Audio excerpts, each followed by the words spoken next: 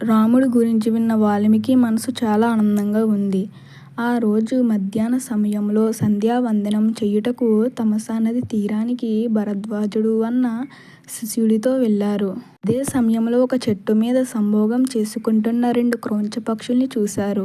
అప్పుడే అక్కడికి వచ్చిన ఒక బోయవాడు పాపనిచ్చుడై మిథున లక్షణంతో ఉన్న ఆ మగ క్రౌంచ పక్షి గుండెల్లో బాణం పెట్టి కొట్టాడు.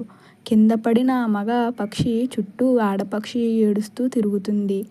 అప్పటిదాకా మనసులో రామాయణాన్ని తలుచుకుంటున్న వాల్మీకి మహర్షి ఈ సంఘటన చూసి బాధ కలిగి ఆయన నోటి వెంట అనుకోకుండా ఒక మాట వచ్చింది.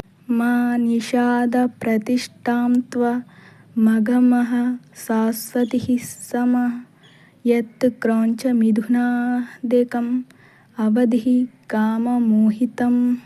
ఓ దుర్మార్గుడైన బోయవాడా, మిథున లక్షణంతో ఉన్న 2 క్రౌంచ పక్షులలో ఒక క్రౌంచ పక్షిని కొట్టినవాడా, నీవు చేసిన పాపముల వలన నీవు ఎక్కువ కాలం జీవించి ఉండవుగాక అని శపించి ఆయన స్థానం ముగించి ఆశ్రమానికి బయలుదేరారు. కానీ ఆయన నోట్లో ఈ మాటలు తిరుగుతూనే ఉన్నాయి. మనసులో ఆ క్రౌంచ పక్షులే కనిపిస్తున్నాయి.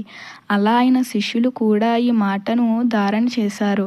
అలా ఇది శ్లోక రూపం దాల్చింది. ఇంతలో చతుర్ముఖ బ్రహ్మగారు అక్కడ ప్రత్యక్షమయ్యారు. ఆశ్చర్యపోయిన వాల్మీకి మహర్షి బ్రహ్మగారిని ఆశ్రమంలోకి తీసుకువెళ్ళి కూర్చోబెట్టారు.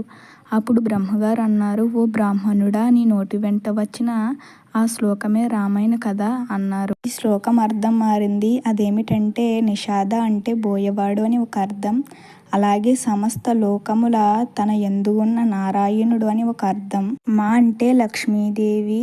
మా నిషాద ప్రతిష్టాం త్వమఘమః శాశ్వతిః నమః అంటే లక్ష్మిని తనదిగా కలిగిన ఓ శ్రీనివాసుడా, నీ కీర్తి శాశ్వతముగా నిలబడుగాక. యత్ క్రౌంచ మిథునాదికం అవధిః కామమోహితం.